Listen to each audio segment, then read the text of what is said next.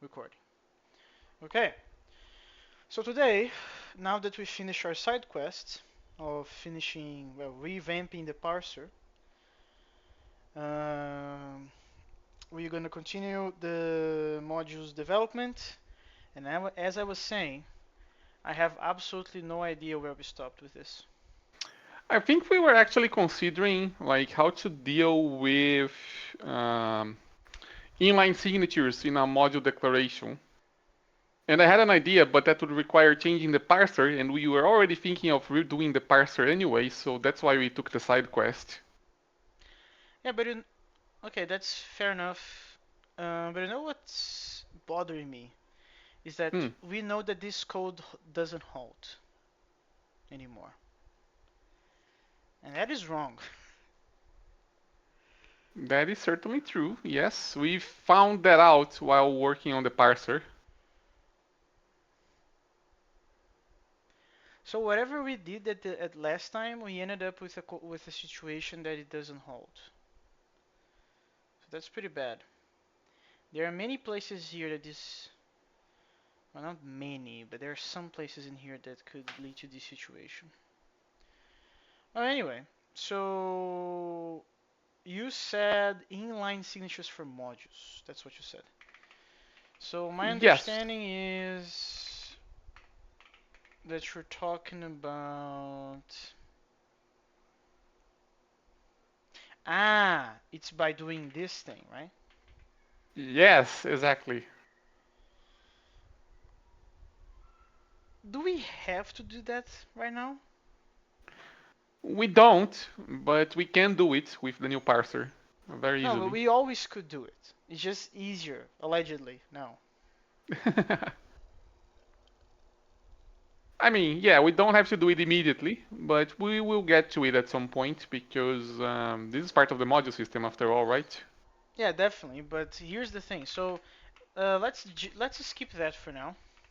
Where is the code that does that? Let's put it to do. So that's on the compilation of you said inline signature in module. So that's no compilation of a module. Yes, when we're dealing with a directive, which is a module with arity 1 specifically. Module here. Yeah, we need to add a to do to allow an inline signature in that case. We need to change the AST to allow inline signatures. But there's also another problem, which is what if you don't want to specify a signature? That is also covered in this case. Well, yes, but in that case, there would be only one fragment after the declaration of the module, which is the body. Yeah, but what was the end result of the discussion about deriving or in-place inspection? About deriving or in-place inspection. Um, I remember having this discussion of, okay, we don't have a signature explicitly. We can create one out of a module, but we can also not do that and just inspect things normally. mm, right, I remember that. I don't I quite think, recall what we decided though. yeah, but okay, so the pros and the cons. The pros and the cons are if you derive it, the signatures are usually smaller than modules because, for example, types become opaque, right? So it's less stuff to do the lookups on later, but you're gonna have to waste time deriving that. And in the modules, it's kind of the opposite. You don't have the extra work to derive it, but then modules are bigger usually. Mm, there's actually a third option now that I think about it. Tell me, shoot it. We can do nothing when there's no explicit signature, we just leave the module as it is. But when there is a signature, we actually change the module so that it only exposes the parts that the signature allows to be visible. No, but that's just normal behavior. We just haven't implemented that yet. That is kind of one of the use cases of signatures anyway. No, no, no, but I mean implementing it like that specifically. I don't I don't follow. We wouldn't we already be implementing it like that? What is the Not alternative? necessarily, not necessarily, because you can just keep the module as is, attach the signature, and say, "Hey, you're trying to look up a field that exists in the module but is not in the signature, and the module has a signature, so that's a no-no." No, but that's not how OCaml and SML do it. Not even Rescript, I believe. If you have a field or a function that is not being exposed in the signature, that's fine. But it's not going to be exposed. That's it.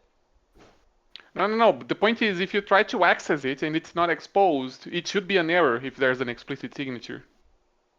Yeah, exactly. I'm not getting the alternative of that. No, no, it's not about the behavior visible to the user of the language necessarily. It's about internal organization. Ah, you're talking the compiler, implementing it in the compiler. Yeah. No. I don't have a strong stance on that anyway, because, well, we are the people that have visibility to all of it. Uh, so to making the visibility a little bit more opaque from our point of view or not, I don't know. I Mm, have to think about it. well, the trade-off is if we do it this way, this third way, we can assume that anything that's in the module is supposed to be there, because if it had a signature hiding something, we would have removed it already at this point. But the trade-off is it's not so clear how to do nice error messages with that. What do you mean by not knowing that? Because if you do this approach and you try to do a lookup for something that was in the original definition, but the signature is hiding, the only thing you can say is, yeah, I didn't find this binding. It's not there. If Ah, we, okay. Now I understand better what you said. So we would do the filtering in the implementation of the compiler itself. So the lookup would just be like absent, and then the error would suck, because we are kind of like restricting the area, the visibility, or I guess the scoping in the compiler itself, not only from the user's perspective, but also in code. yeah, this is nice because you can assume that whatever is in the module is supposed to be there, and anything that's accessible is meant to be accessible. But yeah, it makes the error messages worse.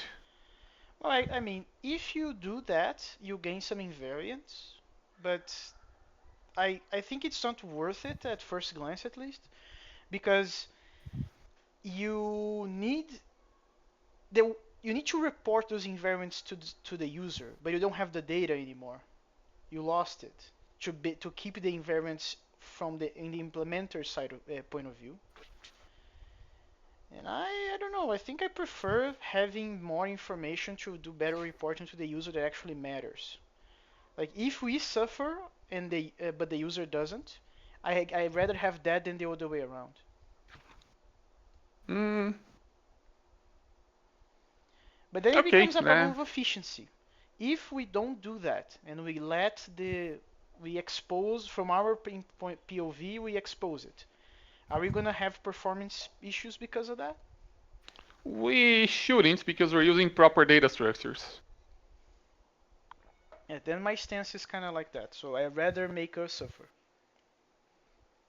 Okay, Yeah, but here let's do something before going too deep into that conversation. So I would like to go through compile module and trying to understand where we stopped, and then starting to add prints to know how are we not halting. okay. So let's see, compile module. There we go. That's for signatures though. That's true. That is also for signatures. Wait a moment. Are we compiling modules? I don't Uh, think we are yet. I have very strong recollection that we started doing that. No, we were doing signatures, then we reached, okay, now we need to do module declarations inside of signatures. But we never actually got to proper modules, I don't think. I tend to disagree. I think I even watched one of the recordings. Yeah, I think this was the beginning. This is module 2, which means that this is There's a a module signature, name which is named, yeah. and this is the signature named. Signature references can be qualified and then yeah, and then okay, I think here we started looking, okay, there's the qualifiers, how we're going to handle that. Um, there was also another thing. There's so many finder PTs, man. But there was a thing that we were supposed to replace. Yeah, here, right? Uh, Here. this is the reason that we actually made the functions stop, return where they're stopped. Because I think this is the piece of code that actually does that. Because it's doing double lookups, right? It does a find OPT on the accumulator, and if it fails, then it tries to do to the outer scope, and then it is using our lookup function for signature, and does all of those things. But the question is, can it be qualified on this level? I believe the answer was yes. And that is why we Uh, did what we did about the whole returning where you stopped in the middle. yes, it can be, because, like, if you're inside of a signature, which is nested inside of an outer signature, um, or rather, yeah, then the outer signature has a module declaration, and inside of that declaration there's a third signature. The first signature can refer to the third one by qualifying using the one that's on the top level, the second one. Yeah, nothing of what you said made sense. So let's draw. Uh, I guess we're talking about mm, something like, I don't know, this. Yeah, like put a signature inside of module B. It could be empty, doesn't matter. Put a signature instead of module B. Yeah, line 14, 15, 16, that one. No, no, Signature? inside of it, not. Oh, inside of it, you mean signature, I don't know, sigx, blah. Yeah, and then it should be possible to, on line 19, say this module whatever satisfies B colon cx. Like so, right? Yeah, Okay, this makes complete sense to me. Because here's the thing, modules are buckets, right? And so they are transparent, and signatures are opaque. So you cannot do this with this being a signature, but because this is a module, you can. yeah, And I think we even tested this in OCaml, and it worked. yeah. So this is wrong, right? And I think this was the reason we changed the functionality of the function. It is. Because because oh man, it's so hard to remember. It's like what, 2 weeks, 3 weeks from now that we did that. Anyway, um, so okay, so what are we gonna do? Let's actually talk about doing things. So look up signature for sure, right? Module signature. But here's the problem. Here's the problem. Um, this is a string. We don't care about that. So we use label here, right? We actually don't care Uh, about that. And then the label. ACC, is the ACC a compiler by any chance? So this The takes accumulator a T and a is. func label. So these are reversed. Is the accumulator a No, compiler? it's a compiled It signature isn't. actually. It isn't. Yeah, okay, but then how do we deal with that problem? Because signature, the lookup on signatures actually expect a full-blown compiler. We should be able to add this into the like we should be able to derive a compiler out of this. I just don't recall off the top of my head how to do it exactly. We would have to figure out the details. Type t equals. Okay, so this is a compiler. We have a compiled signature. That's a problem because our environment is a compiled module and we have a compiled signature instead. But a compiled signature has a signature inside of it. Uh, that's a problem.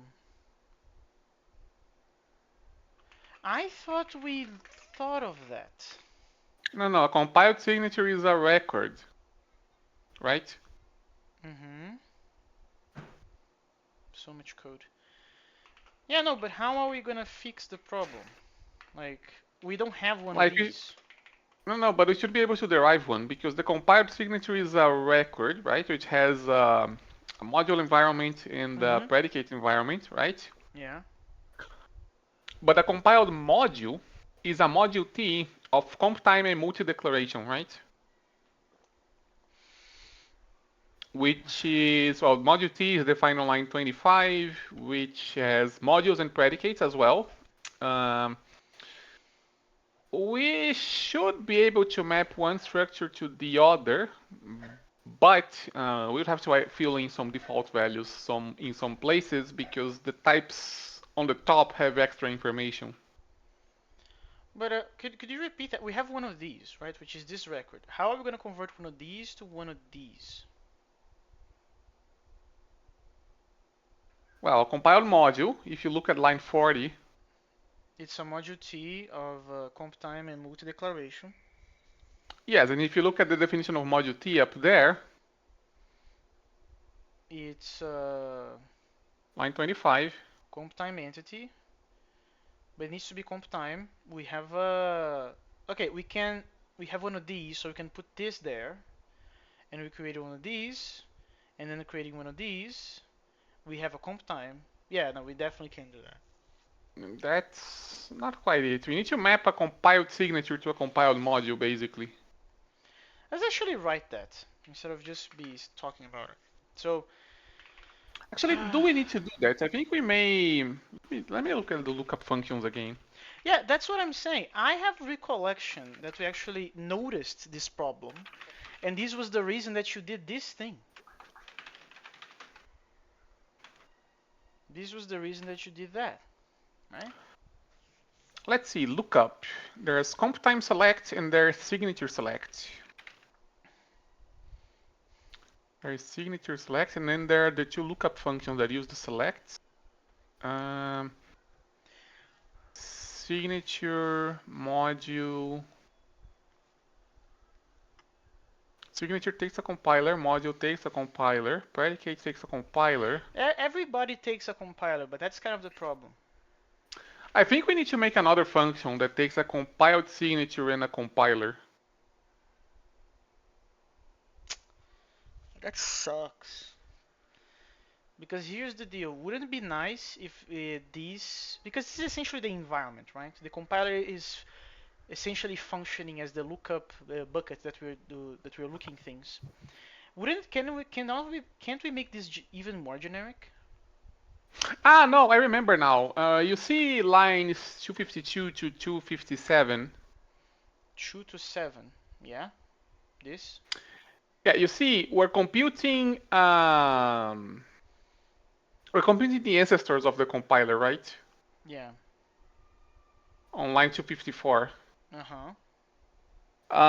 That list of ancestors is actually generic. If you look at the ancestors of compiler function, Yeah, but it takes a compiler, so it's not generic. no, no, no, but look at the return type of the thing. Oh, it actually returns genius. Okay, okay, okay, okay. Okay, so what Yeah, we're okay, so this means if that we can actually just send a compiled signature, but this is not we're gonna have to either duplicate this function or make the output of this man as an input. Yeah, we can parameterize over the output of the ancestors of the compiler, and then that means we actually don't care about the structure of the lexical environment at all.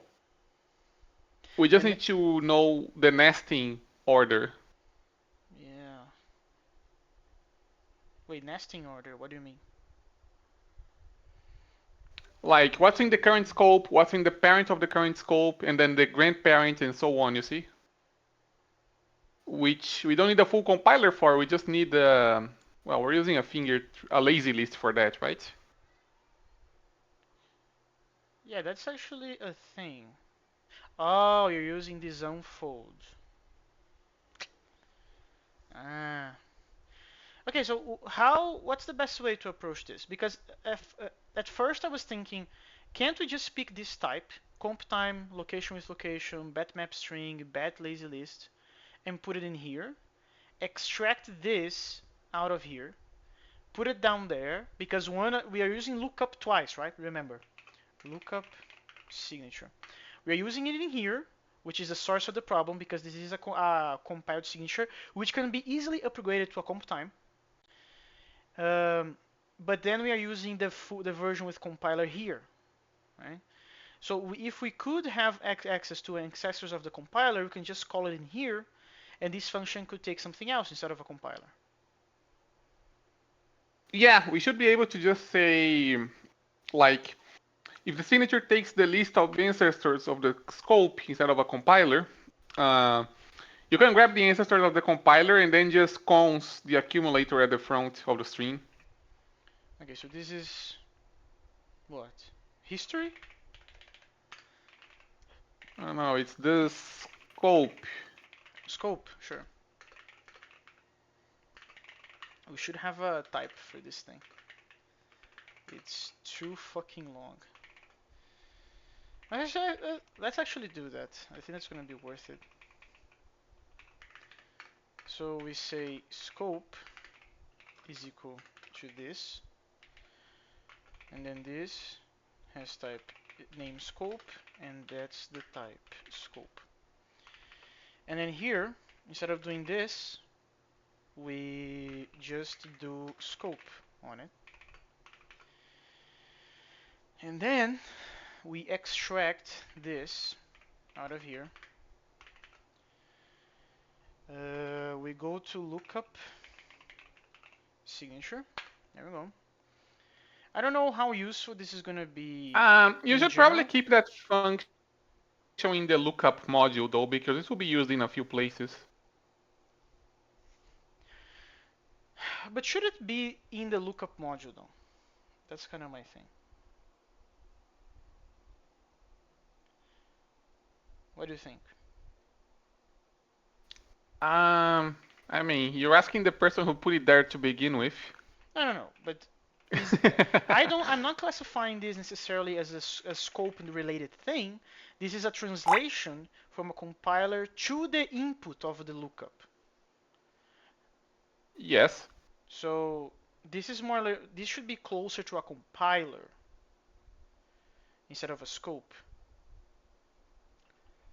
But I'm gonna keep it here for now, especially because man, this PR is gonna have to suffer so many refactorings, given that we are doing everything in a single file like a bunch of Fortran people. Scope. Okay, so now here we just say lookup ancestors of the compiler, and that should work just fine. But then this guy, actually, we need to wrap this up into a signature in order to convert it to a comp time. But that's not going to be enough because this is a compiled signature. This is actually that's not even enough. Compiled signature. Yeah, we need to actually wrap into a plain signature and then with signature to have a comp time. But we need the rest of it, right? We need these other Yeah. things. Yeah, you need to do like We need a lift operation. no, what you need is well. That would help maybe. But what you need is actually take the answer of the compiler, pull it out into a let before the pattern match, and then because you're gonna use it twice, right? I don't know. I thought I wouldn't do that, but sure. So this is gonna be what? Scope, which has type lookup scope, and it's the output of this, like so. There we go. What else? And then you can just like this is a stream, right? You should be able to cons things onto the front of it. Yeah, I should. So So you're you can just saying, cons the accumulator into the lookup into the scope. yeah, no, but that's a problem though because man, we have only a comp time. We don't have the things in the middle. The things in what do you mean you don't have the things in the middle? I mean exactly that. I don't have the things in the middle. I don't have this location, and I don't have this map. I have the list though, and I can do cons with that. What's the type of hack? It's a compiled signature. I can do this What's the type of hack.modules? modules. It's this. So that's what And you want what's to do the cons type? with. Yes. I see. So you're saying bat lazy list. That's not what I want. Lazy list cons that scope. That should be it, shouldn't it? Is this the name of the function? I'm not Conditions. sure actually. Bat lazy list. Okay, so let's open that. I don't want that. Thank you very much. Okay, so cons. Actually, there it is like that. So what's the problem?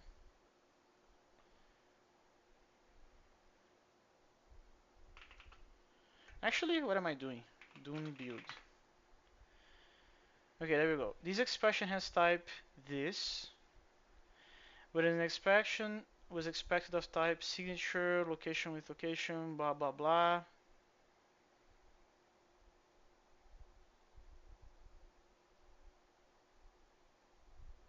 What?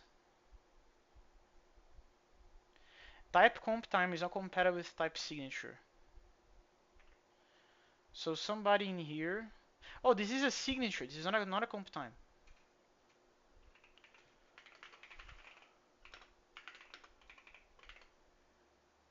What about now? This expression has type blah, but an expression is expected to be. Whoa. Okay, so What if you just apparently what if you just ACC. Go on.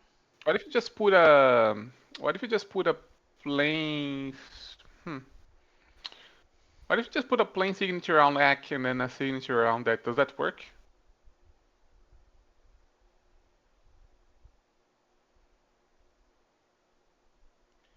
The answer is. Wait, you want me to do plain signature like that, right? Apparently it doesn't. We need to know, man, what's the type of the accumulator? Now that I'm a little bit confused. This is a very Get rid of huge. the dot get rid of the dot modules as well.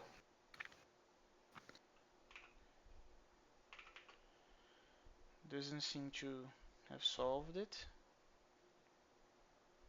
Yeah, because this is not the correct type. We need to do the dot modules though. You're right about that.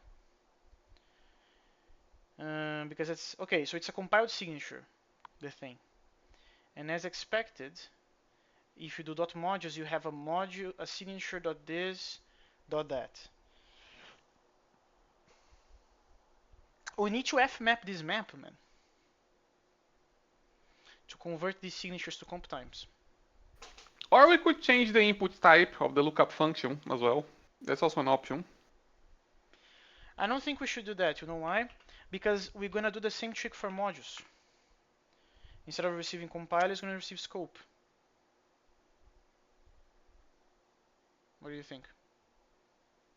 No, I mean we could like put a we could put a hmm, actually could we put a tag there to mark Ah, you mean mm, like make it parametric like this? Oops. that doesn't quite work because we would need to I mean we could make it parametric but that's only half the solution. The other half would be instead of using the current type that we're using, which is a map, right? Mm-hmm. Of the a map of comp times, right? Yeah, but that fucks up some things here. Yeah, instead of using a map of comp times, you would have to use a map of some kind of tags union, where one tag would be for a comp time as it is, and the other would be for a signature, basically. But that's what comp time is, man. Comp time is already not that. Yeah, this. It's already for modules and signatures. Mm, I think we should just keep comp time.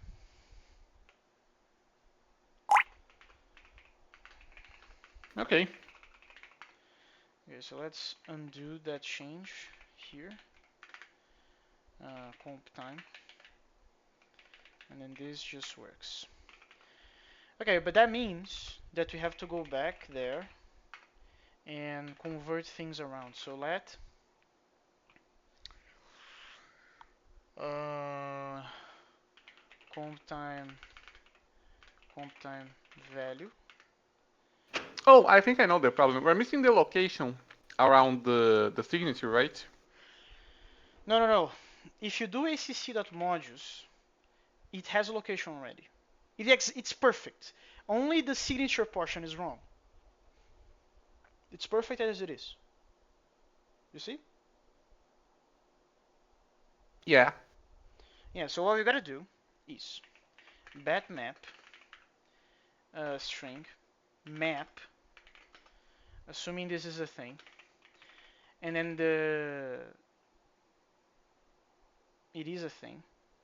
So wait, but this only took cares the value. So this is a v, and then we do location fmap on v, which is gonna be a signature, and we just convert that to that. So what's the type of this? See? Exactly what we need, right? Right. And then theoretically, we can just put comp time value here, and now it compiles. Well, this line compiles. I want to get rid of these lambdas though. So how can we? Well, this inner lambda is kind of fucked because constructors are not functions in this language for whatever reason. What about the other one? You can get rid of the one around the F map. You can just let it be point free. So something like that. Something like that.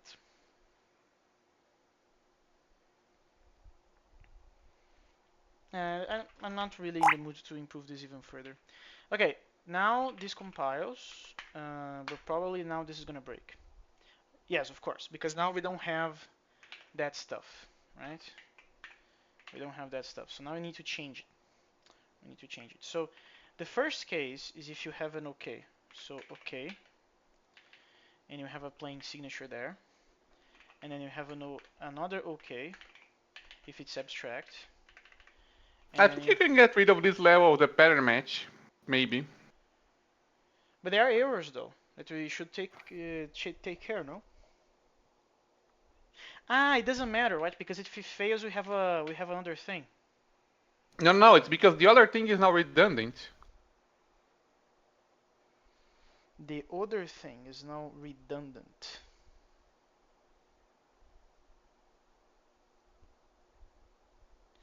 Ah, I see what you're saying, man. That's awesome, right? Yeah, we can just make it be a single match, right? Boom, boom, boom, boom, boom, boom, boom. Because lookup already does the nesting for us.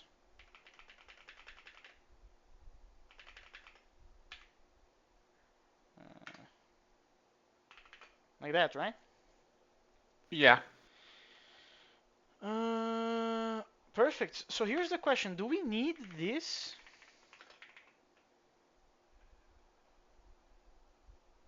Do we need this? We're not using it, right?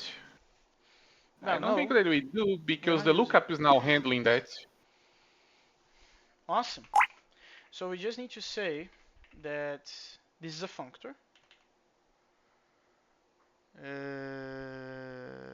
This is a functor with label as the name.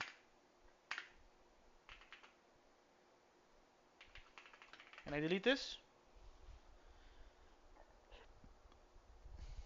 Yeah. Awesome. Let's go in module. Okay, so do you agree we should do the same approach for predicates and modules? Both of them are using ancestors of the compiler, so my first initial proposal is yes. What do you say? For predicates, you don't actually. You do. You don't. You do. It's written right here.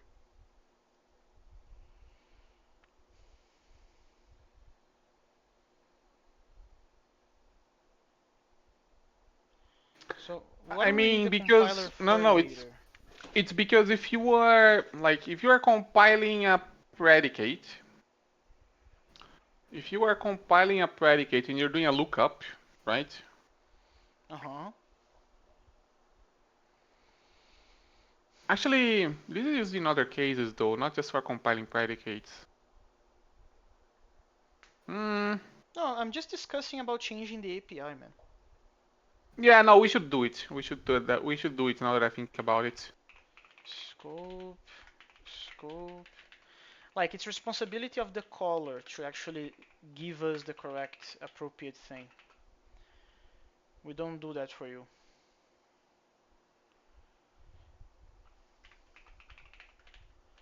Scope, scope. Eh. Okay, cool. Does this compile? It does. Actually, it does. Yeah, this to do needs to live here. No, yeah, I think we are good to go on this front. Okay, so that was the first thing. So now our lookup signature function is doing wonders because the whole idea of having to do nested lookups is being handled by the lookup functions in the lookup module. Awesome, awesome. Okay, so now that we have that, now we should go into this guy, module 2. We're not going to do module 1 here because it needs changes in the AST, right? Hmm. I mean, we can do the case where there's no signature at all. That also falls under module one. Okay, but module 2 you already kind of started. Do you want to finish it first or go to module 1? Yeah, we should finish it first. Okay, so in the case of module 2, the first guy is an atom. Yeah, the first guy is an atom. This sucks so hard. Every time I look at this, I like pattern synonyms. What are we doing? Anyway, these can be qualified. That's the problem. Yeah, it's this to do. It's this to do, man. That is fucking us over. Module names cannot be qualified, but module signatures can. So what that means is that this is just a name. This is Yeah, we just a need to do a name. lookup. We need to use the lookup module here, basically. Lookup module, and we're gonna have to do the lifting. Actually, it's lookup.signature, no? Ah, it is. You're right. But that means I have to do the lifting again. Oh, actually I don't, because this module is already comp time. So this is just name. And actually, this is bad. I should say signature name. So signature. Kind of funny that apparently we did the API on the opposite of the on the final PT. That's bad. We should not have done that. But that's for future us to take into consideration. So what's the problem? This expression has this type, which is awesome. But oh, we need to actually we need to do the cons, right? We need to do the cons. So what are we going to do the cons with? That's the question. Actually, at this point, I'm not sure that we do. Really? But how do you know that you're qualifying the signature from that is in this scope? Can't I just grab something from the outside? What is modules? Where does it come from? Um, it comes from the compiler. So we can just use the ancestors of the compiler, no? And the lookup already handles that. You're right. So in that case, we just need to wrap this in bat lazy list. What's the name? No, no, no, no. We do lookup dot ancestors of compiler, and we grab the entire compiler instead of just the modules. And that also works. Um, lookup ancestors of the compiler. Awesome. And now we have to deal with all of these guys. Uh, so let's actually, yeah, okay. So my understanding is that all the sums will become okays. Is that correct? Yeah. Okay, cool. So that means that this, you guys are now okays. Apparently they are not okays of this, which kind of sucks. Oh, the none. Let's put nothing here just to make it compile for now. This variant is expected to have type signature. There is no constructor signature within type signature. Is that because we already... Oh, we don't need these anymore, man. That's the problem. Oh yeah, because signature now guarantees that you get a signature if it Yeah, succeeds at all. that's awesome. Removing code, the thing that I like the most. And this is impossible, right? This is definitely Yeah, impossible. we're gonna get a proper error in that case instead of an OK with Actually, a module. yeah, but actually, I lied about that. It's here, unexpected module. So what we should actually do, this should not be an OK. This should be unexpected module. It has a location, but it's a compiled module, which means that it's a module T, right? Compiled module. Yeah, it means that it's this thing. And this thing kinda sucks. This thing kinda sucks. And here's another problem. This should not be here,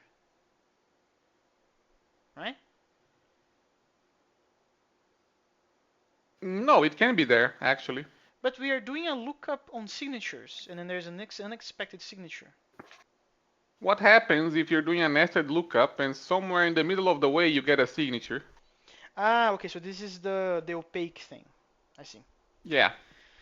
Okay, but why did we do it like this, though? Returning the compiled module. Lookup. Because we may want to know what we found unexpectedly, right? Yeah, sure, but the output is like that. It sucks. Actually, it sucks, but it doesn't really matter We care because mostly about the location though, don't exactly, we? exactly. So unexpected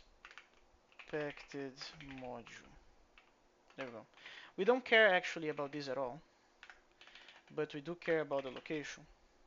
And then this means it needs to be like this. And this is just that. And it's failing very phenomenally because of this thing here. I'm actually gonna remove this for now. The compiler will tell me the cases that I'm missing. Right, compiler?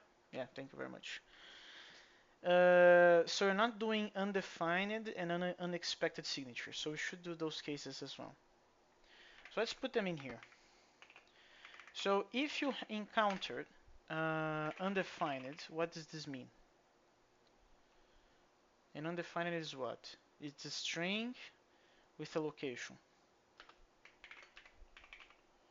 We didn't find the signature, right? So it's this. Yeah. It's that. Wait, but what is the difference between the signature location and the location that we have on hand right now? You see what I'm talking about? The Yeah. location we have on hand should be the location of the declaration that we're starting to compile, I think. No, no, no, no. You are defining a module with arity true. The first is So the they're name, just. and the second is the signature. This is the location of that. What is the difference Yes. between this and the location that we are receiving from the undefined? That's the question. Oh, yeah, the one at the top is the location of the reference to the signature. Yeah. And the one at the bottom is the location of the definition of that name. Or rather, hmm. What? They should be the same in this case, no? Well, no, in the undefined case, they actually should be the same, I think. Yeah, so I'm gonna use Let me double this. check. I'm gonna use this for now. And then the other case is an unexpected signature in the middle. So let's actually also cover that. Oh, Unexpected. no, actually, there's a small subtlety, Lemus. The undefined could refer to a segment of the name, not just the entire name. Oh, so the location, the location coming with the undefined is better. Yes, it's more specific. Yeah, so that's awesome. Um, oh, Yeah, it could be a module at this point because it's a segment. yeah, but how do you report that? This is kind of too plain. Well, you could just say this name is undefined.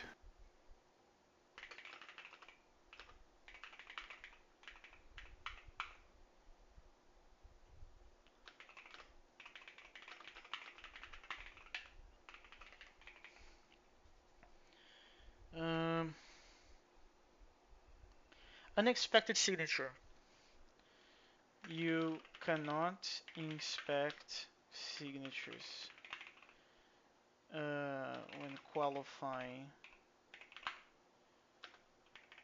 other signatures.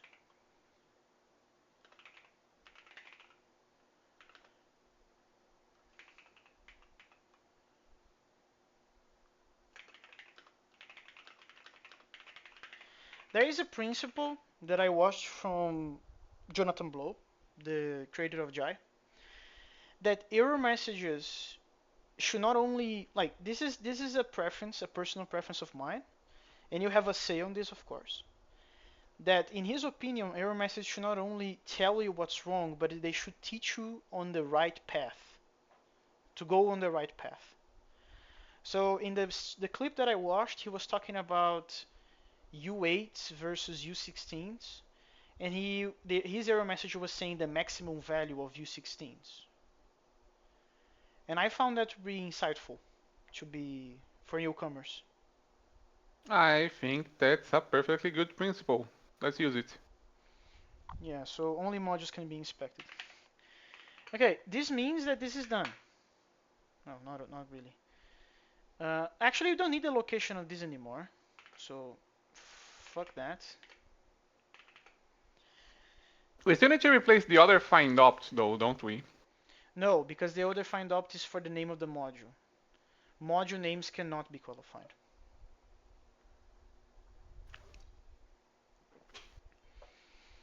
Yeah, and this is But we being still have to asserted do by the this. lookup. But if we're going to, well, if we're going to, Yeah? if we're going to check if the module is already defined, we have to look up the entire scope, no? Not just the current level.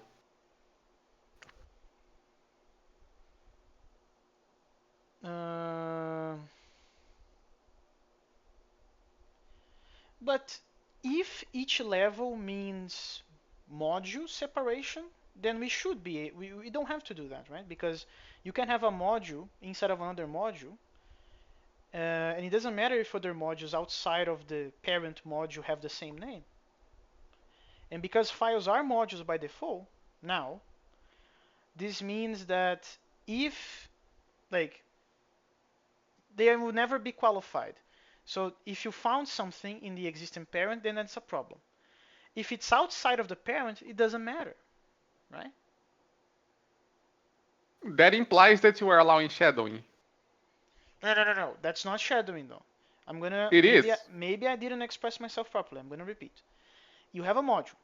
If you are defining a module already in another module, which in this case is the case because a file is a module, then you don't have to qualify it and it can have a particular name. Fine. It's not about qualifications though.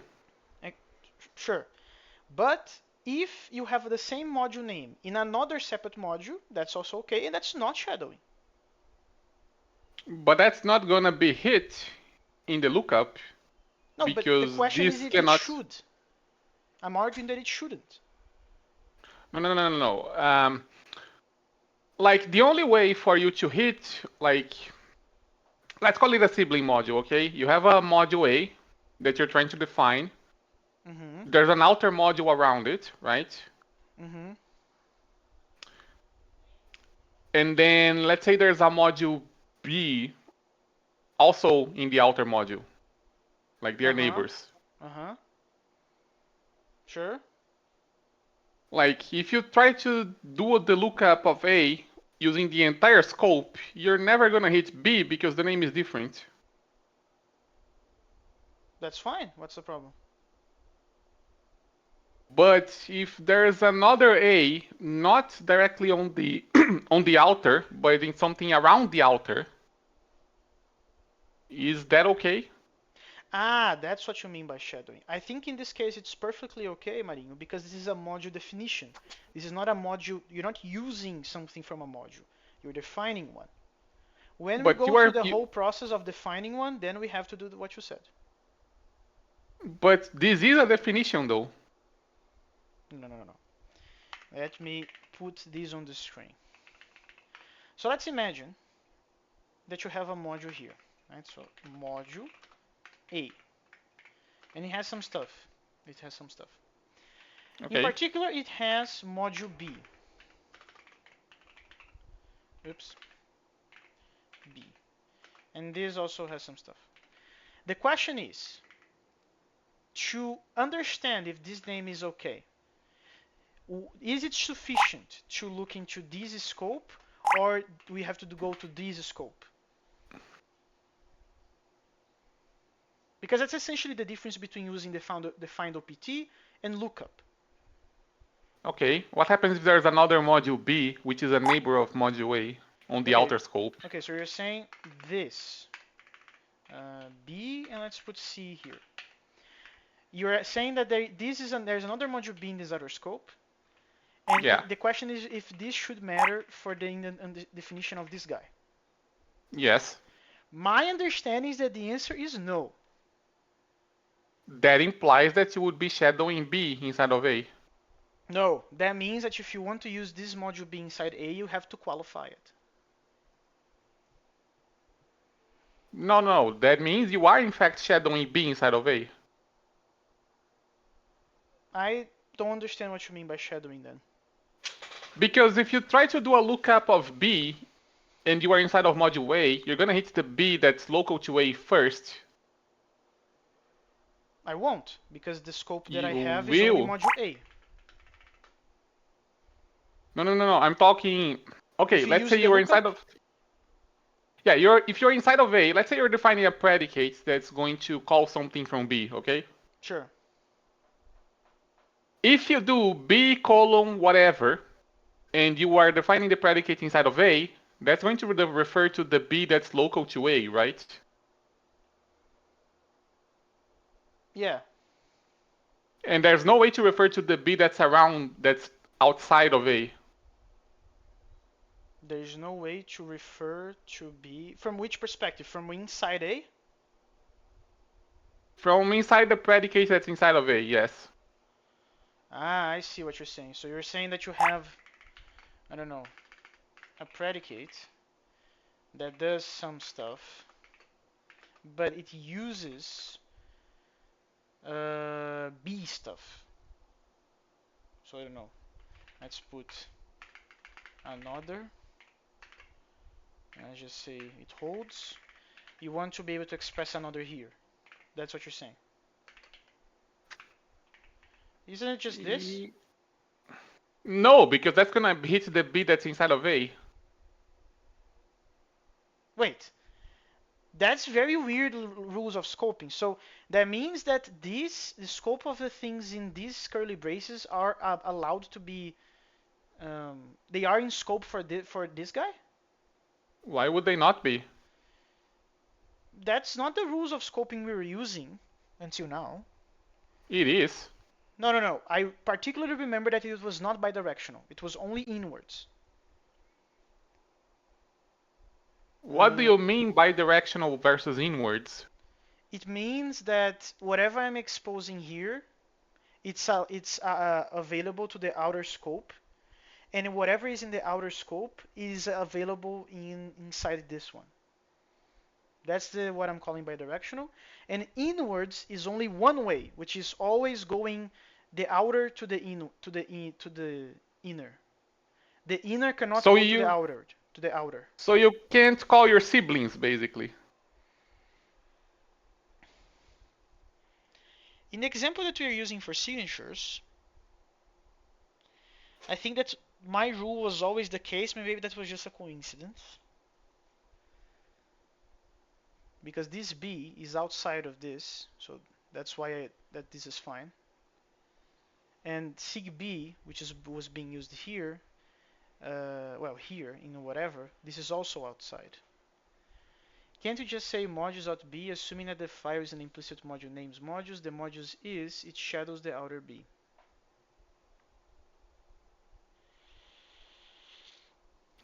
Because like when you do a lookup, you look at the closest enclosing scope, right? And if that fails, you look at the one around that, and if that fails, you look at the one around it until you run out of scope, right? No, no, no, it perfectly makes sense, your question, man. It's essentially a question of what's going to be It's the scoping shadowing. rules. Yeah, well, yeah, you can call it that as well. What does ML do? ML allows shadowing, flat out. In the modules? So that means uh, not lookups, but find OPT. No, it uses lookups. No, no, no. If it uses lookups, then it doesn't allow shadowing because B is going to be defined already. Or rather, it uses lookups when you're doing a reference. It uses find OPT for defining something locally, yes. Yeah, that's what I thought. What's your Like to check stance for on name this? collisions. Uh, I'm kind of ambivalent. I actually tend to be okay with shadowing as a mechanism, although I don't like using it. It might be what? Like I'm okay with shadowing as a mechanism is existing, although I don't like using it. You, I know for a fact, would prefer not to have shadowing, right? Well, there is a to-do here to get rid of shadowing. There. Well, in that case, yes, we should use the lookup instead of find OPT if we're going to address this to do. Okay, so let's do that. Find OPT. There we go. So this is going to be what? Lookup module, right? Um, We I need have the to use the let ancestors of compile. Yeah, we need a let for the ancestors of the compiler. comp time value in,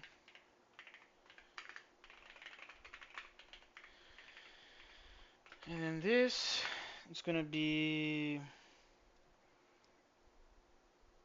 Wait a moment though. This is just modules. This is already comp time. We don't need the ancestors of the compiler in this case. But the modules is coming from the compiler, so why not? So comp time value, and there is a problem. Module Module name name. is a string, and we need it to be a func label. So is there by any chance, have we thought of lifting strings? There should be. No. There's an atom function now in the expression module. Oh, but it's the opposite. We want to lift a string to a func label, not a func label to a func. That doesn't You cut need to it. lift a string to a func label. I think there is there a func label implemented here somewhere? I don't Yeah, I don't it, remember. it Actually, is I don't here, think there func is. label, yeah. No, that's the type. Isn't there a function for that? No, there is not.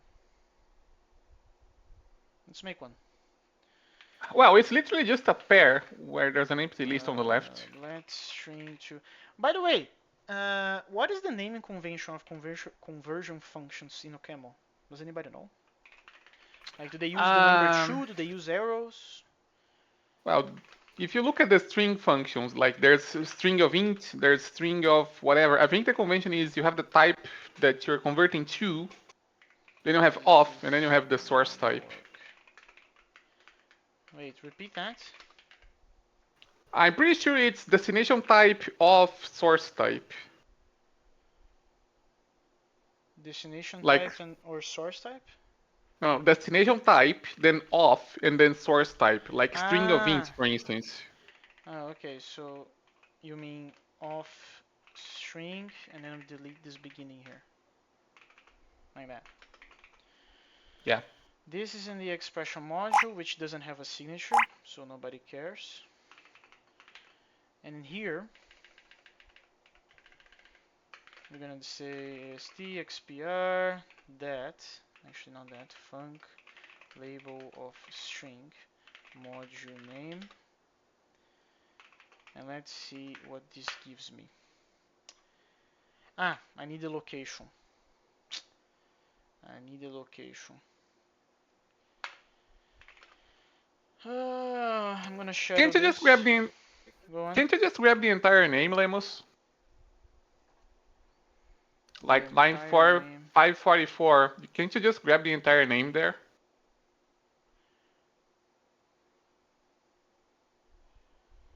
Okay, so what you're asking is, can't we just do module name prime here? Not there. 544. 544 here. Because, yeah, because the name field is already a func label. Which is very convenient for our case. And then we can just grab module name prime there.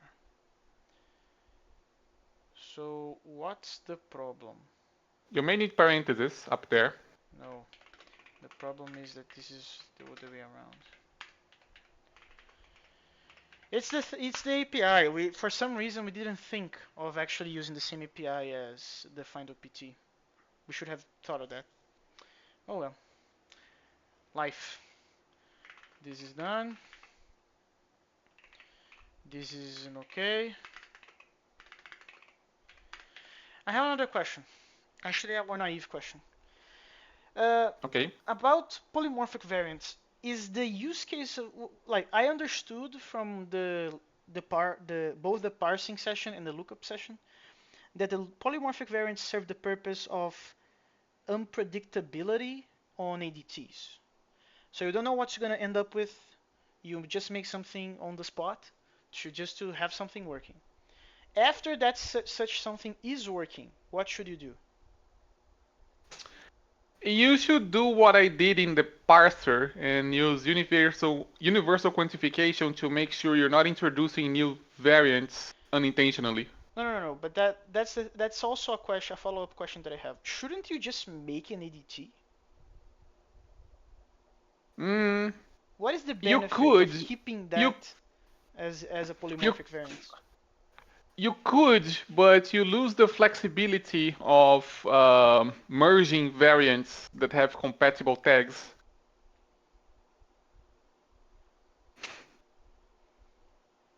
Well, but that's kind of assuming that you already have written the variant, like a function that returns a new variant, and then you're gonna have the problem of merging it. But that's not really our case anymore. We already are done with the variants. We're not gonna write any more of them. Yeah, in that case, it's probably fine to make a dedicated type for this, a nominal type, I mean. Yeah, but I don't know if this is the full story though, because is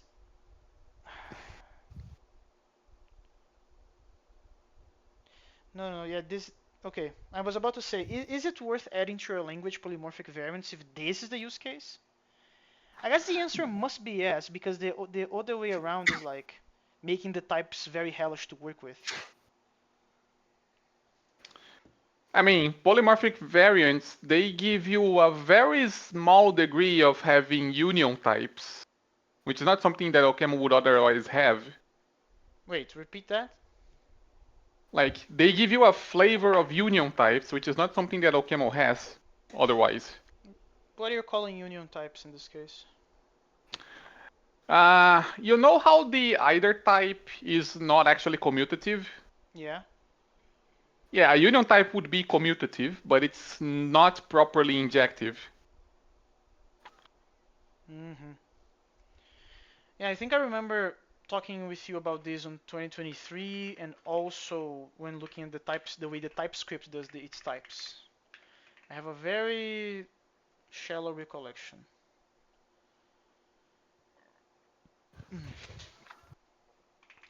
Unexpected.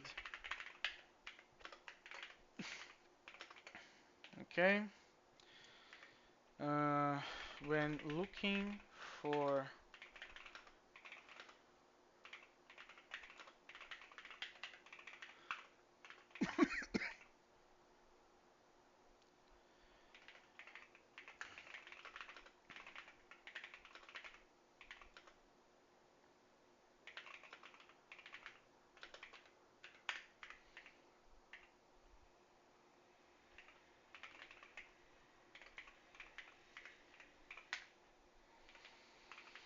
is this fair enough? Um, Actually, you may be able to just use a NOR pattern, because this is also a name collision, right? That we're preventing to avoid shadowing. It is a name collision, but I think the error messages are quite different. Because there's Well, already in a both. module with the same name, and this is saying that I found your name, but it's not proper.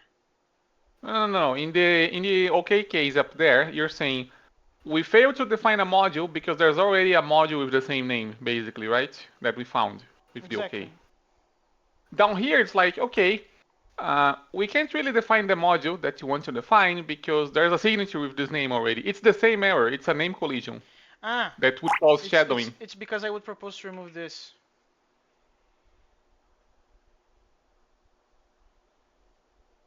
Uh,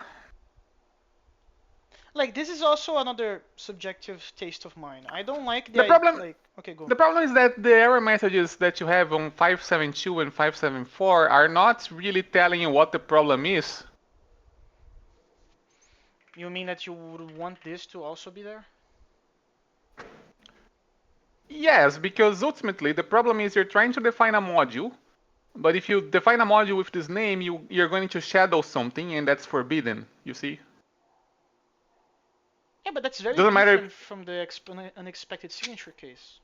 So that's It, why I want to it report them isn't differently. because it really isn't because in both cases you're shadowing something. The only difference is in one case it's a module and the other it's a signature. Yeah, but if you put an OR there, the error message is less specific for no reason. You have the source location for the definition being shadowed, right? You have the source location of the definition being shadowed. Yes. So when you print that location, it's going to show that it's a signature or that it's a module already, right? Ah, I see your point. Is that okay? By using the showing the source code, you're gonna immediately notice if it's a signature or a module anyway. Yeah. So your proposal is to do kind of like this, and then we put lock there, and then we remove. Yeah, we actually combine these two cases by doing like so, and then we just paste them there. And then we can just do it like that, I guess. Uh, And then I put the OR back in. Actually, this is not, should not be an OR. you could just say Here, there's already a definition of with the same name, although that would make it confusing because predicates can actually have the same name because they have different scopes. this doesn't deserve a separate line. I think I'm satisfied with this. We can always change it. This is very easy to change. Okay. And now the none is actually undefined.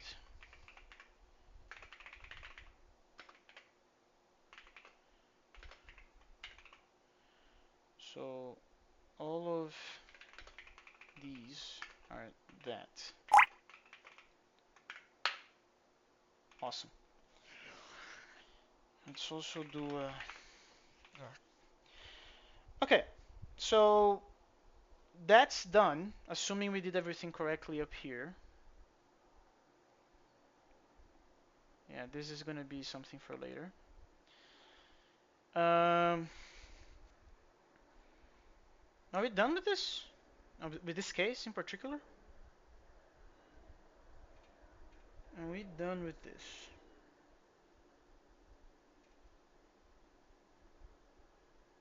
Mm, yeah, for the name checking at least we are. But then we're just implementing things like compiled module, initialize from parent, and there's a bunch of undefined here, which actually are all errors, which is fine because the errors are coming from the second lookup.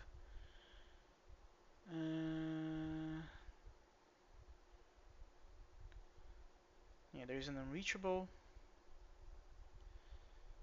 Okay, the question now is, are we done? Like, well, not done because we have again serialization. We are not persisting any of these things. But this should not like hang, right? Forever.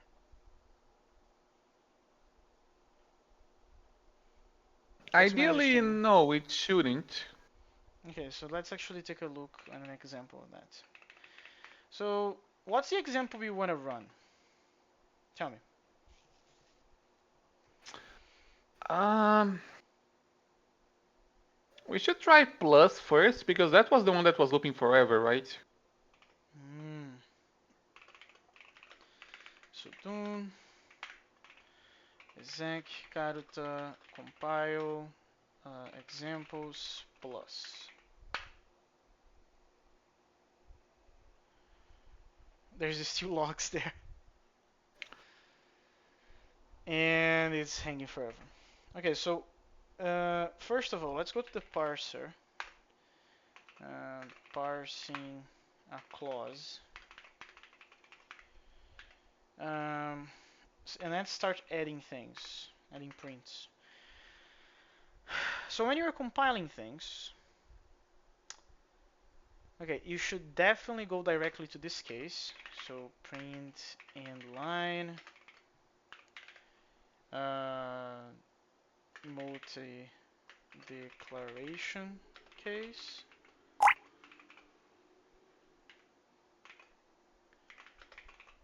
Then we go there.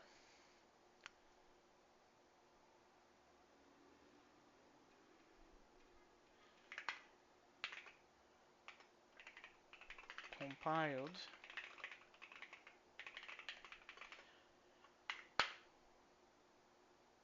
Oh, wait. We're not even reaching the first sprint. That's terrible. Is the preprocessor hanging then? Very good question. So where is the executor? Um, okay, so the compile function parses it, pre-processes it. That means that here print end line about to pre-process. Oops. And this should be about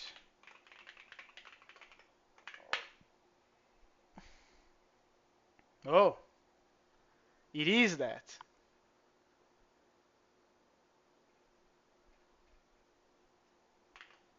Okay.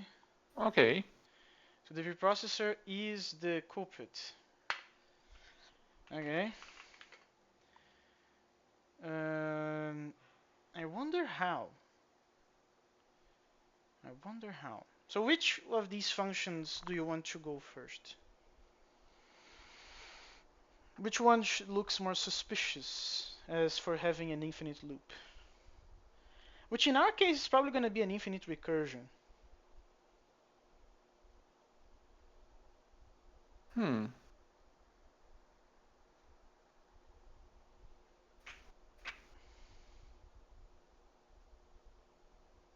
We remove comments, we check empty heads, we compare the clauses.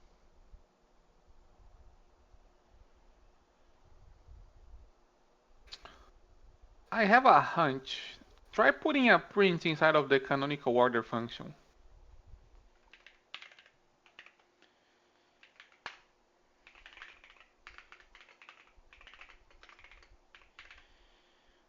About to canonically order.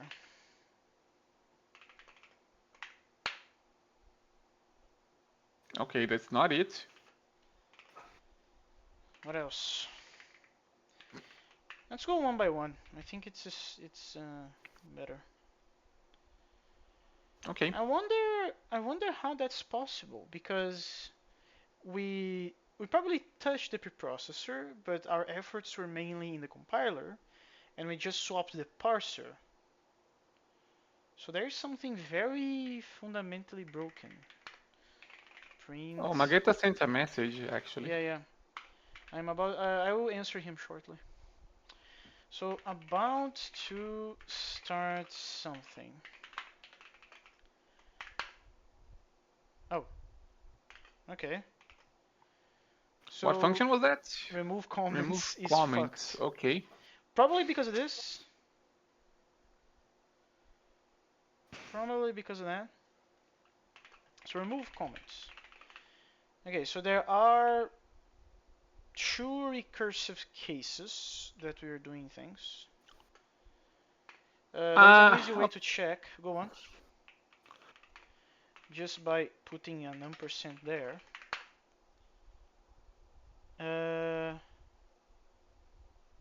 Wow, that's really wrong, huh. right? Like this is phenomenally wrong. But I Oh, but discovered, we did right? hit the multi-declaration case. Yeah, okay, yeah, we Yeah, it did. is the query case. So remove, it's this case. Okay, so we remove the comments. This is yeah. We are calling ourselves, right?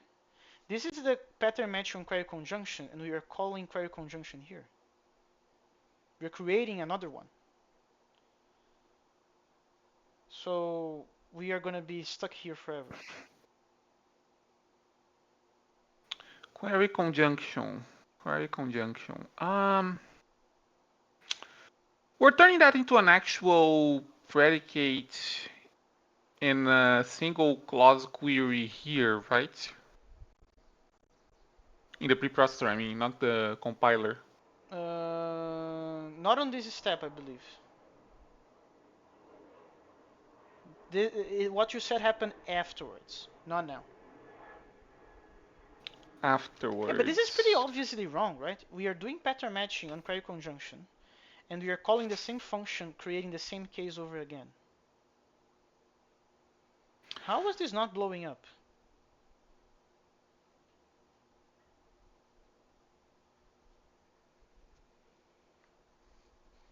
Are we the ones that introduced this code right now in this thing? That's very hard to believe. Mm, So lib preprocessor, that's not remove comments. Actually, it isn't. In main, in master branch, we also have this case. How is this working? Ah, I know what happened. mm, We remove the base case of the recursion. In main, we huh. have these cases. Okay, there we go. That's pretty stupid if you think about it. That's pretty stupid if you think about it, my friend. Okay, so what happens now? Okay, it's still phenomenally wrong. There's so many things wrong with this. I don't even know how to start. Uh, but let's remove the prints from this code. It's phenomenally bad. That's what happened there. Let's remove this. And let's remove that. And now we are hitting the other print that we have here.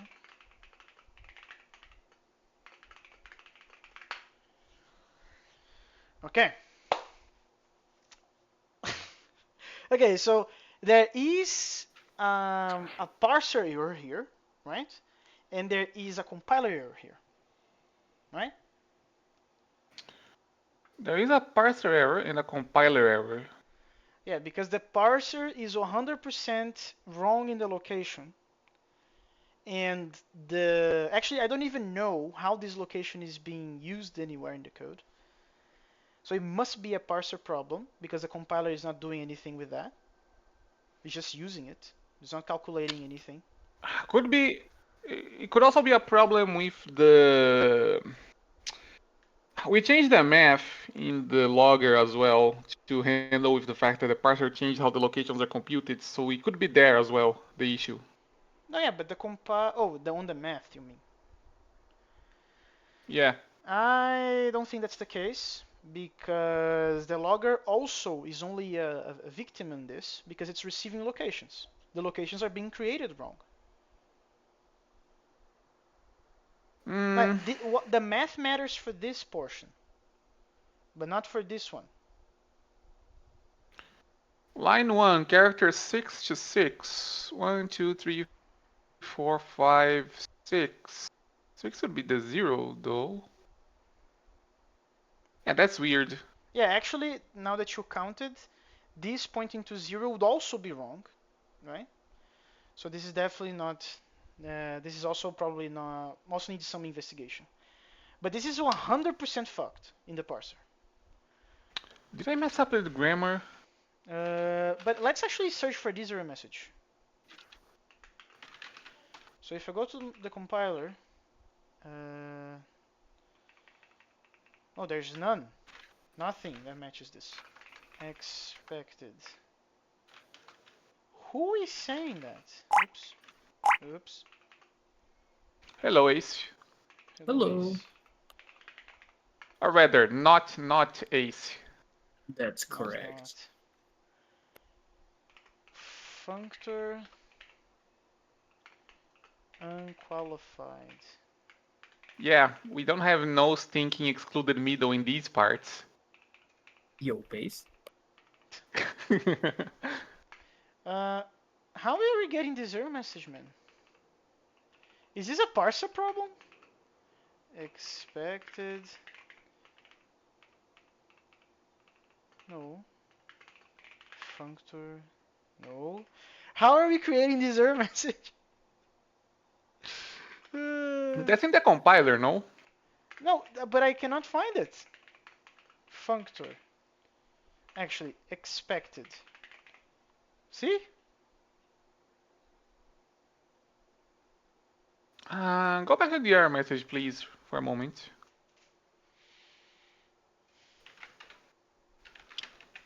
Unqualified label. Ah, it's in the AST actually. Okay. Extract variable. Expected. Not extract That's variable, extract func label actually. that's pretty bad though, because if this is being called in multiple places, which one of those places is the problem? Yeah, we should have thought Apparently of that it's actually. only... We Actually, this should is have only called in one thought. place. No, it's not. I just did the grep. It's being called 4 places. It's being called in 4 places. Ah, okay, LSP is going crazy on my side. Expected. I'm starting to think that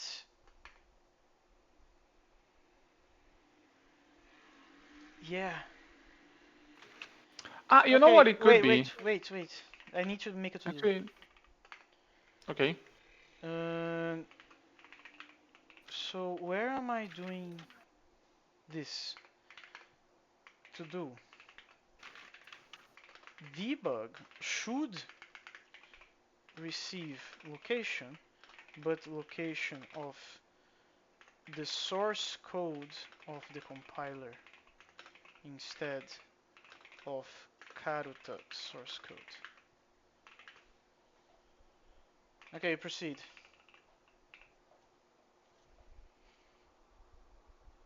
Never mind. I wonder how bad is to do that in OCaml. In C, everybody knows how easy it is, right? Current.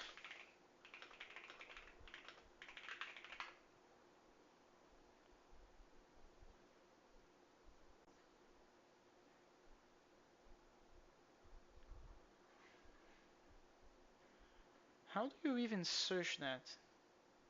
Aha, actually, yeah, actually this serves to me my question.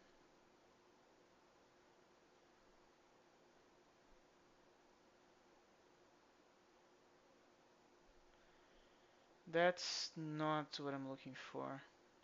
Yeah, I'm gonna have to dive into this issue later because I just noticed that if we had the location of the compiler source code, then we don't have to do this printing to understand which one it is. That's all. That would Hmm. be very useful.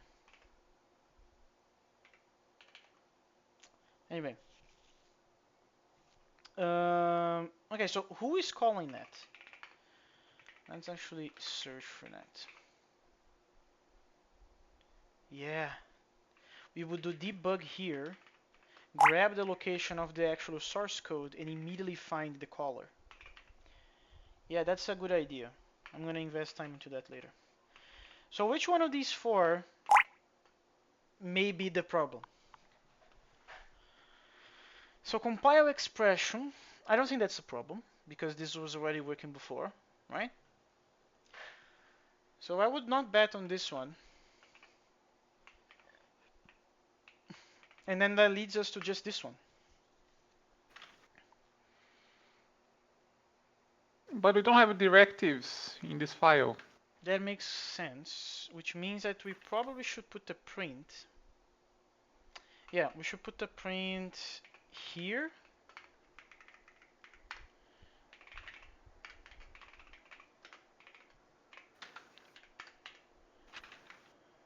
Uh, Oh, it could about also be a problem in the preprocessor as well, still, because actually no, it can't because you printed the thing in the compiler. exactly. And then in here, we also need prints in directive cases. This is already an error, so this definitely is not it. I'm gonna put here directives for some reason. That's okay. That means it is the ones up there.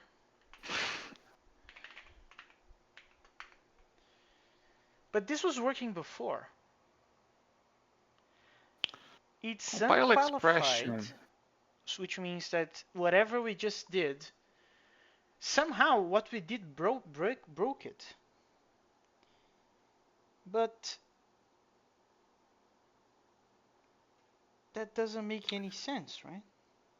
Extract func label.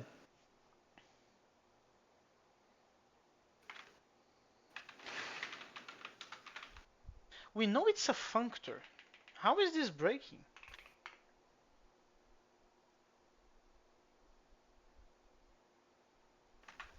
We already know it's a functor. Ah, it's qualified. It is qualified. So what's the type of this? String. Let's print that. Simply error. And we're gonna say first segment content.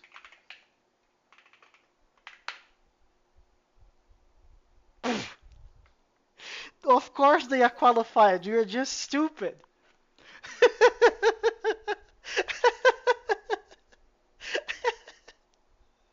Why are we qualifying this with Karuta? This is not the normal plus. uh, yeah, this means we have a problem in the preprocessor, right? Yeah. So Karuta. So there are only two places where we're doing that. Remove comments and rename arg. I'm gonna guess rename arg. And rename Probably. arg is being used in rename declaration. So the question is, how is this identifying things? Um, Are we always doing rename arg?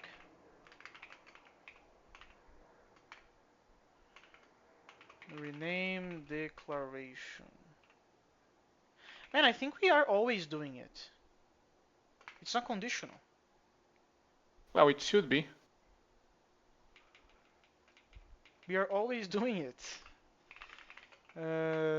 Fold. What's the type of this? Expression. Okay. Where should we do the lookup? The inside rename arg or inside rename declaration? Uh, Let me think for a second. Rename arg is renaming the arguments of a call.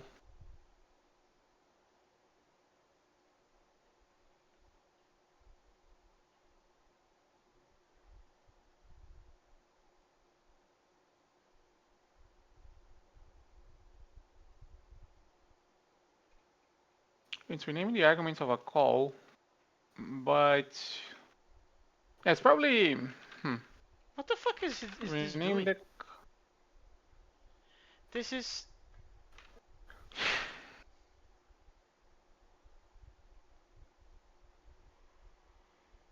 this is not renaming anything.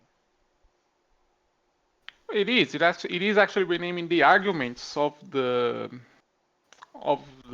header. Like instead of having literals and pattern matching and what have you in the argument list of the declaration, it's just inserting variables there and putting those as equalities in the body.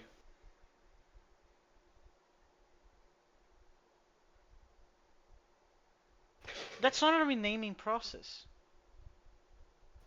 It is. We're renaming the arguments, giving them explicit labels in all cases, where before the label could be like Ah, the implicit. names are the numbers, the new names.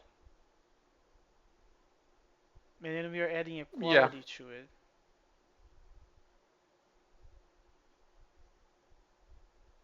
We're doing this every time. We're actually doing this every time. We should not do This is this for the every time. arguments. No, this is for the arguments. We should do this every time. What we shouldn't do is we're calling rename declaration there, right? Ah, I understand what you're saying. We are doing this. We are adding the module Karuta for the sake of holding EQ to our own implementation, to make it a built-in essentially. But when doing the extract, we need to remove that, right? We need to remove that. Like if it's Karuta, the name, then it should not go here. This F has a Karuta. If it's your own modules, then we should do something about it. But if it's Karuta module, This, we should not do anything. but this name is not going to be in the expression though. What do you mean? Like, we're going to put a variable in the argument list where the arbitrary expression used to be. And then we're going to insert a call to EQ in the body of the predicate. But that call, it's a functor, but it's not in a position where it's an expression. It's in a position where it's a predicate call. So, what's the problem? It's not going to pass through compile expr. I'm not following. Could you repeat? Like, we're inserting a call to EQ in the body, right? Uh-huh. That call is not in a position where it's going to be treated as an expression. It never should be passed to compile expr. Oh.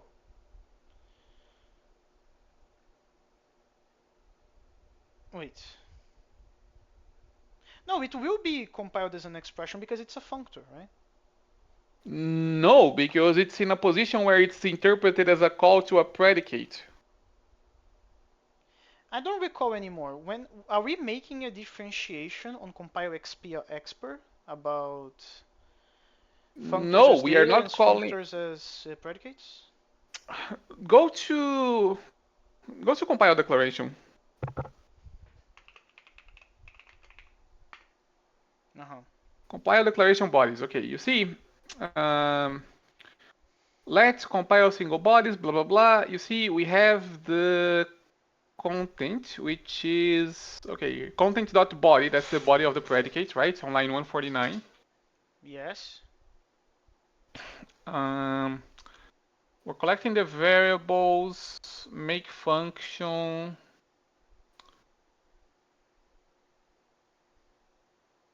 Let body equals.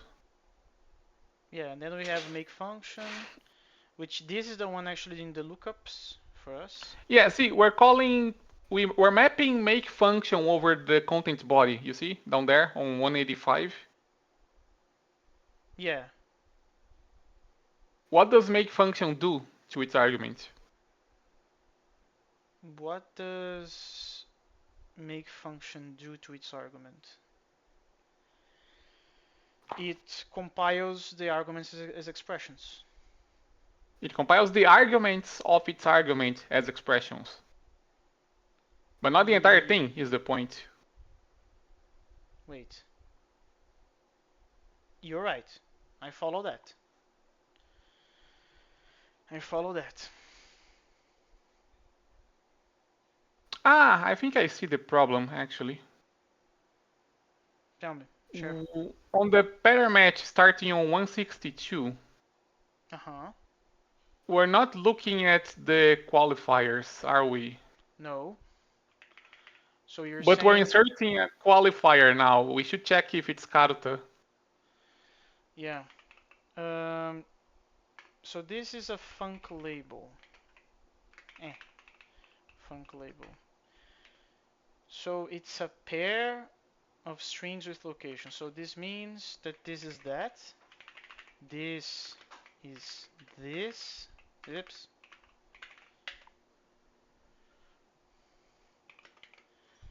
And we need to do the same thing for net. There. Actually, for completing, we should probably use an OR pattern. Yes, there we go. We should probably use an OR pattern because since we don't have shadowing, the empty list should also work. Like both cases should work. No. But if you're not doing EQ with Karuta, it's your EQ. But EQ is defined at the top level, right? No. EQ is defined in the Karuta module. Which is globally available, right? Like you don't have to do Karuta colon EQ, you can just say EQ, right? The well, that's a very interesting question. Here's the situation. This program doesn't use EQ. Not So explicitly. exactly. And because the equality is being done implicitly, it's being done via Karuta column EQ artificially. Your question is if you have EQ written here, should it be Karuta EQ or should it be EQ? My understanding is that we did the module, we went with the strategy of the module to allow you to define your own EQ. That's what I understood. Mm, If you want to use our EQ, you have to namespace it mandatorily. Or do the let open when we have let opens.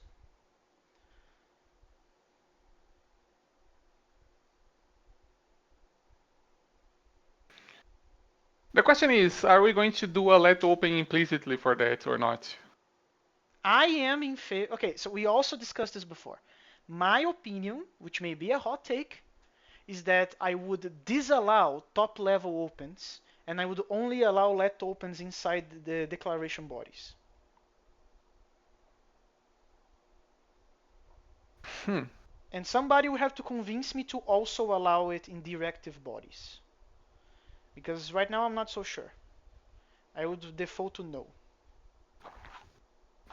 Well, okay, if EQ is not going to be available unnamespaced by default, then yeah, we should only check for Karuta EQ, actually. Yeah. Because then you can have the freedom to have this name on your own. And if you want to use ours, you can, but you have to namespace that.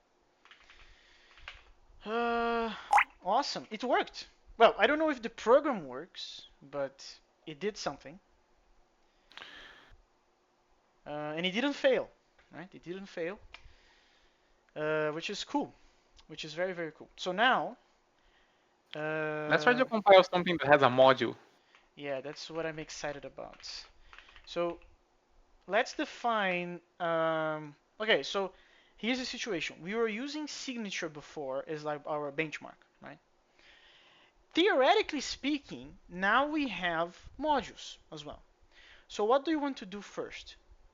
Remember, we are not doing the check, right? Like we are not checking if what you're using in the module with a particular signature is being actually allowed to be exposed by the signature. There is a to do about that. Um, so deal, yeah, this is not done, which means everything is exposed by default right now, right? It doesn't really matter Right. aside from having a valid name of a signature. The signature's contents doesn't matter. So with that in mind, what do you want to test first? What do you want to test first? In theory, this is too complicated. Let's do.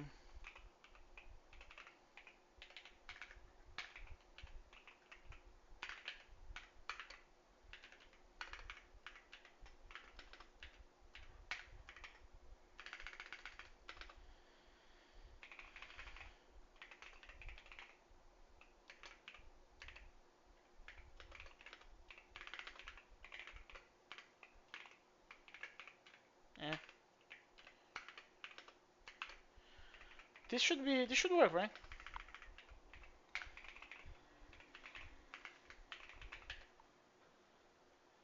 It should, yeah. Okay, so do you want to try only this first?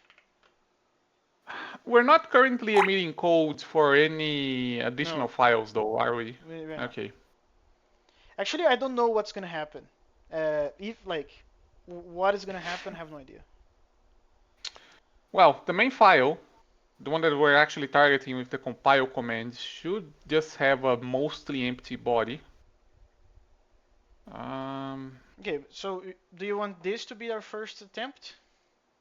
yeah, let's pull that out or just comment everything else, I guess. No, let's do that.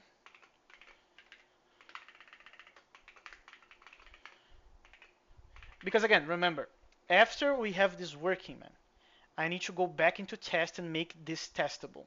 So having separate files is better for each individual case. Okay. Actually, if Tevo wants to help, he could do that for me as well. Thanks, Tevo.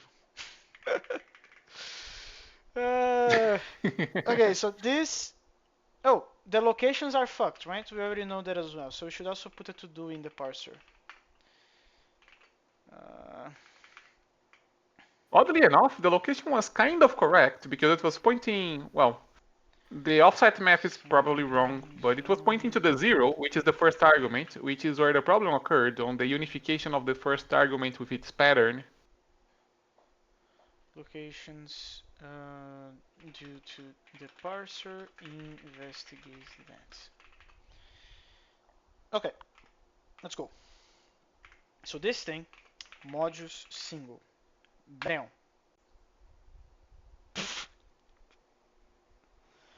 Uh,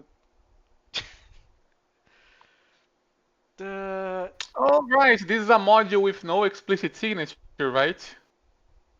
ah wait So it's falling in the module 1 case, which is not implemented. ah no, but that sucks. Okay, so I mean, you could make a signature and just ascribe it to the this should be module. very easy That's to enough. do, right? This should just be match on elements, should be a singleton, otherwise it's an error. Yeah. This should be very easy to do. Let's actually do this real quick. So let's close that. And let's say match elements. There should be only a single thing there. Uh, that's actually not what I want. Yeah, that's what I want. There should be a functor, and this should also be true. And we need to do this thing again. Man, that sucks. It's gonna be pretty similar in general, which probably means it should be a separate function, but we're not gonna bother right now. Um, let's copy all of it. Let's copy all of it. That's Let's. probably too much, but okay. Um, and the difference is that we're only gonna do module. I'm not gonna do that. There we go. So if you found an OK, it's a That should be an problem. error because you're If you shadowing. found Yeah. an expected signature, that's also fucked. So bye. If you found undefined, that's awesome. Good to know. And all of this nonsense is actually unnecessary. You ate a parenthesis, a close That parenthesis. was on purpose. Uh, because I want to reclose it in here. So there we go on that, and then we have match on. Okay, so if your elements, if your elements, mm,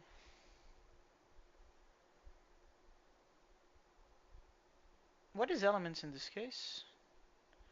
It's an expression list. Is this the elements of the module though? Yeah, module name, Uh, that's true. Then we do all of these things. So actually this case is nonsensical. And probably this should go. And then there is no open parens on the match.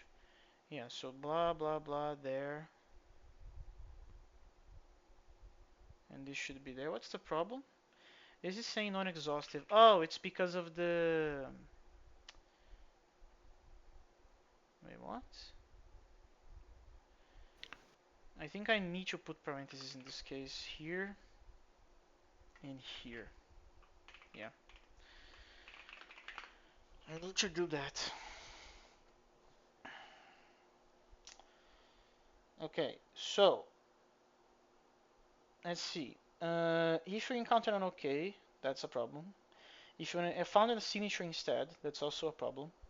If you got an undefined, that's good. This is exhaustive, which is also good, and this also should be an unreachable. This guy. Yeah, so this should be unreachable. Let's go. Oh. What do you mean? What do you mean, brother? Okay, so somehow we got an error.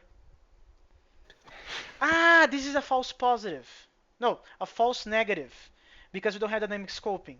So ignore this. Ignore this. Ah, I'm so glad I remembered that. Remember, Marin? Yeah. Yeah, this is a false negative because we don't have dynamic scoping for the logger levels, right? Okay, it did this thing. So I actually am surprised this worked because we haven't implemented serialization, which means we are not actually creating a separate file just for this thing. But we have a debug print that's capturing it. It must be in the right place, I guess.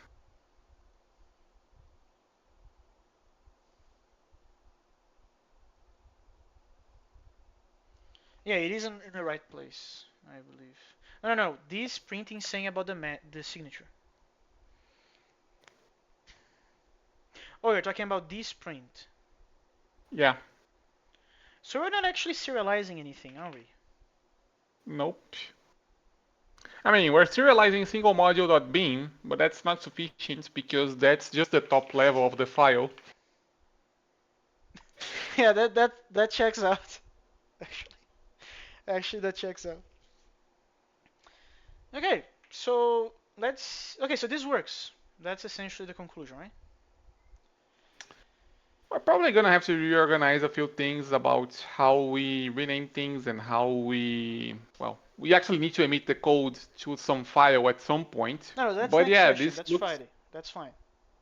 this looks to be, it looks like it's okay, I guess. Next, module with signature. That's not what I want. So let's actually grab all of this, paste it in there, and now let's actually create a signature for this guy. So signature, first signature, and let's say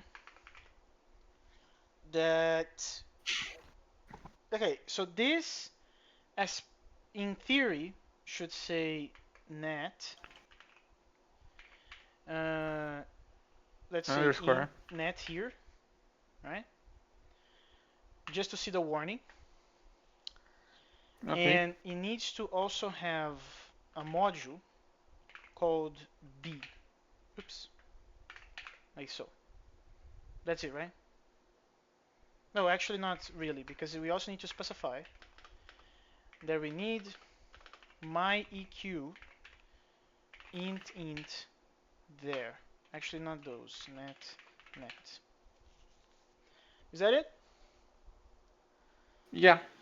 Then we need to put first signature in here, and that should not check because that's a to do, but that should look up for this name. And this should also work. This should not. This should be like understandable by the compiler, right? Yeah. Okay. So if we modules. Okay. So there is something fundamentally broken about the locations.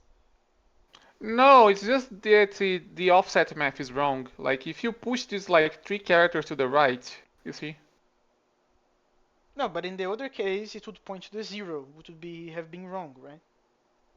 No, it would have been right because the error was the code that we emit for unifying the first argument with the constant 0. There was a problem with the predicate call to the built-in EQ, right? Ah, but that was a compiler error actually. Okay. Yeah, so that error message was nonsensical to the user in this case, which probably means that the extract function should be unreachables instead of simply errors. What do you say? Probably. Yeah, let's actually do that. This is very easy to change given the API. Thank God for the API. Unreachable. Yeah, none of these things should be errors.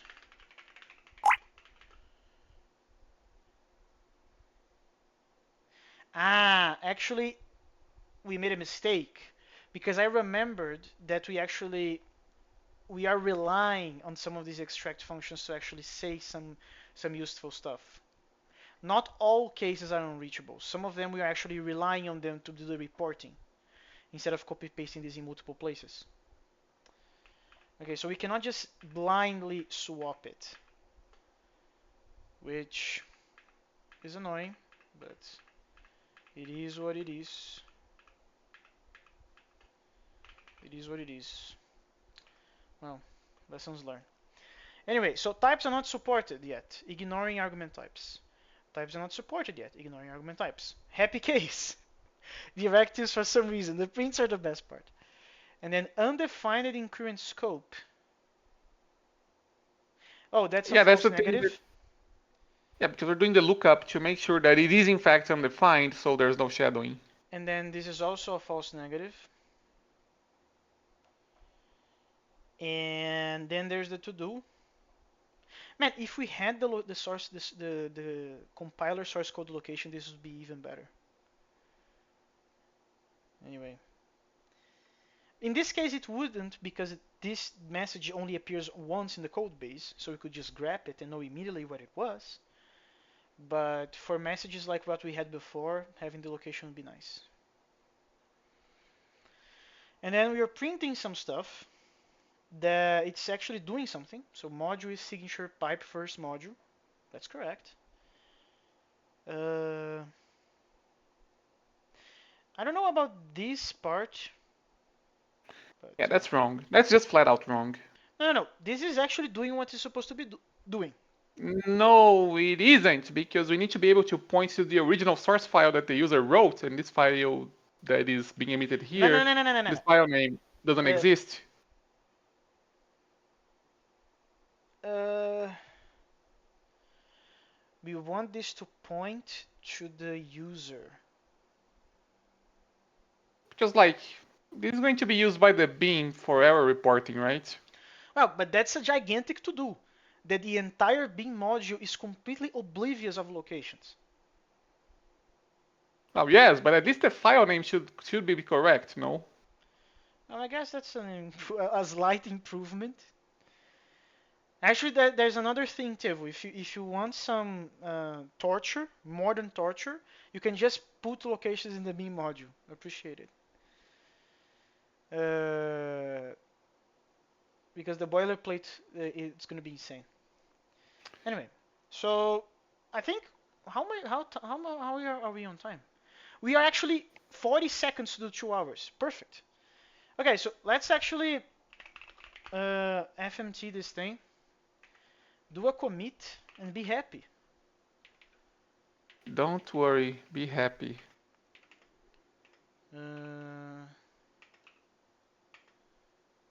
That I'm actually gonna add to do. Rename this to parser. Parse only bothers Glemos.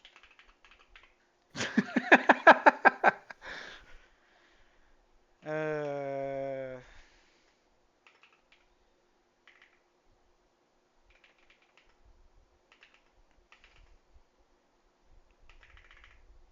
okay. Uh, Finish first draft of modules. There are some mandatory to-dos to be done, but the compiler does not blow up when dealing with simple cases of modules and signatures. Okay.